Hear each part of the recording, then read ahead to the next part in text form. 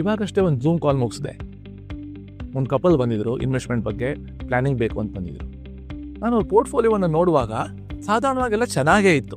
ಗಂಡ ಹೆಂಡತಿ ಇಬ್ಬರು ಬೆಂಗಳೂರಲ್ಲಿದ್ದಾರೆ, ಸ್ವಂತ ಮನೇಲಿದ್ದಾರೆ, ಸ್ವಲ್ಪ ಔಟ್ಸ್ಟ್ಯಾಂಡಿಂಗ್ ಲೋನ್ ಇದೆ, ಹೋಮ್ ಟೌನಲ್ಲಿ ಬೇರೆ ಒಂದು ಸ್ವಂತ ಮನೆ ಇದೆ, ಹಸ್ಬೆಂಡ್ ಕೆಲಸ ಮಾಡ್ತಾ ಇದ್ದಾರೆ ಪ್ರೊಫೆಷ್ನಲ್ಲು, ಹೆಲ್ತ್ ಇನ್ಶೂರೆನ್ಸ್ ತೊಗೊಂಡಿದ್ದಾರೆ, ಲೈಫ್ ಇನ್ಶೂರೆನ್ಸ್ ತೊಗೊಂಡಿದ್ದಾರೆ, ಕಂಪ್ನಿ ಗ್ರೂಪ್ ಇನ್ಶೂರೆನ್ಸ್ ಇದೆ, ಪರ್ಸನಲ್ ಕೆಪಾಸಿಟಿಯಲ್ಲಿ ಇನ್ಶೂರೆನ್ಸ್ ತೊಗೊಂಡಿದ್ದಾರೆ, ಕಾಂಟಿಂಜೆನ್ಸಿ ಫಂಡ್ ಇಟ್ಟಿದ್ದಾರೆ.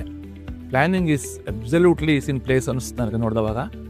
ಎಲ್ಲರೂ ಕೂಡ ಈ ಥರ ಫಿನಾನ್ಷಿಯಲ್ ಪ್ಲಾನಿಂಗ್ ಮಾಡಬೇಕಪ್ಪ, ಒಳ್ಳೇದಾಗತ್ತೆ ಅನ್ನೋ ಭಾವನೆನೂ ಬಂತು. ನಂತರ ಡಿಸ್ಕಷನಲ್ಲಿ ಅವ್ರು ಪೋರ್ಟ್ಫೋಲಿಯೋ ಶೇರ್ ಮಾಡಿದ್ರು. ಲಾಸ್ಟ್ ಒಂದು 7-8 ವರ್ಷದಿಂದ ಇನ್ವೆಸ್ಟ್ಮೆಂಟ್ ಮಾಡ್ತಾ ಇದ್ದಾರೆ, ಆಯಿತಾ. ಇನ್ವೆಸ್ಟೆಡ್ ವ್ಯಾಲ್ಯೂ ಇಸ್ ಅಪ್ರಾಕ್ಸಿಮೇಟ್ಲಿ ಒಂದು 28-30 ಲಕ್ಷ ಇತ್ತು. ಅದರಲ್ಲೂ ಕೂಡ ಸಿಕ್ಕಾಪಟ್ಟೆ ಓವರ್ಲ್ಯಾಪ್. ಒಂದೊಂದು ಕ್ಯಾಟಗರಿಯಲ್ಲಿ 2-2, 3-3, 4-4 ಸ್ಕೀಮ್ಗಳಿವೆ. 2 ಸ್ಕೀಮ್ ಪರವಾಗಿಲ್ಲ, 3-4 scheme not be A great idea. ನಾನು ಅದ್ರ ಬಗ್ಗೆ ಅವ್ರಿಗೆ ಎಕ್ಸ್ಪ್ಲೈನ್ ಮಾಡಿದೆ. ಇಷ್ಟು ಇನ್ವೆಸ್ಟ್ಮೆಂಟಿಗೆ ಇಷ್ಟು ನಂಬರ್ ಆಫ್ ಸ್ಕೀಮ್ಸ್ ಇಟ್ಕೊಳೋದು ಕರೆಕ್ಟ್ ಅಲ್ಲ ಅಲ್ವಾ ಅನ್ನೋದ್ರ ಬಗ್ಗೆ ಎಕ್ಸ್ಪ್ಲೈನ್ ಮಾಡಿದೆ. ಬಟ್ ಅವರಿಬ್ಬರಿಗೂ ಕನ್ವಿನ್ಸ್ ಆಗಿಲ್ಲ. ಯಾಕಂತ ಹೇಳಿದರೆ ಅವರ ಇನ್ವೆಸ್ಟ್ಮೆಂಟ್ ತಗೊಳ್ಳೋ ಮೊದಲು ತುಂಬ ಓದಿದ್ದಾರೆ, ತಿಳ್ಕೊಂಡಿದ್ದಾರೆ, ಗೂಗಲ್ ಯೂನಿವರ್ಸಿಟಿಯಲ್ಲಿ ಟೈಮ್ ಸ್ಪೆಂಡ್ ಮಾಡಿದ್ದಾರೆ, ಫಿನಾನ್ಷಿಯಲ್ ಇನ್ಫ್ಲೂಯೆನ್ಸಸ್ ಹತ್ರ ಮಾತಾಡಿದ್ದಾರೆ. ನಂತರ ನಿಧಾನವಾಗಿ ನಾನು ಅವರಿಗೆ ಎಜುಕೇಟ್ ಮಾಡ್ತಾ ಹೋದೆ.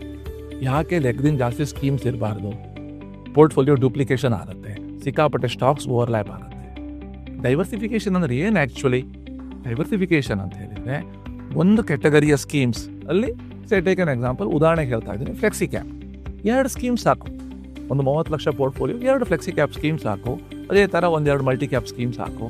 ಇವತ್ತಿನ ದಿವಸದಲ್ಲಿ ಮಲ್ಟಿ ಅಸೆಟ್ ಫಂಡಿಗೂ ಹಾಕ್ಬೋದು, ಪ್ಯೂರ್ ಗೋಲ್ಡ್ ಸೇವಿಂಗ್ಸ್ ಫಂಡಿಗೂ ಹಾಕ್ಬೋದು. ಇದ್ರ ಬಗ್ಗೆ ಸ್ವಲ್ಪ ಜಿಜ್ಞಾಸೆ, ಸ್ವಲ್ಪ ಡಿಸ್ಕಷನ್ ಆಯಿತು. ಅವರ ಸ್ಕೆಪ್ಟಿಕಲ್ ಏನೆಲ್ಲ ಅವ್ರ ಥಿಂಕಿಂಗ್ ಇತ್ತು ಅದನ್ನೆಲ್ಲ ಕ್ಲಿಯರ್ ಮಾಡಿದೆ.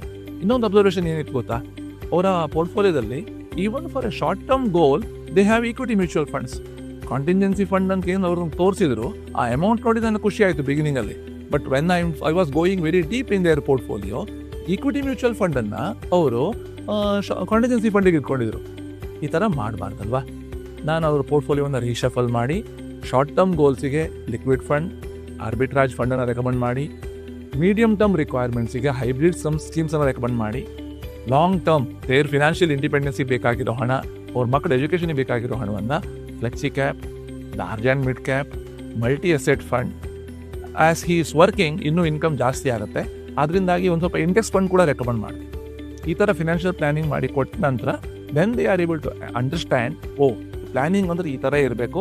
ಅವರು ನಮ್ಮ ಫಿನಾನ್ಷಿಯಲ್ ಅಡ್ವೈಸರ್ನ ಒಪ್ಕೊಂಡ್ರು, ಒಳ್ಳೆಯದಾಯಿತು.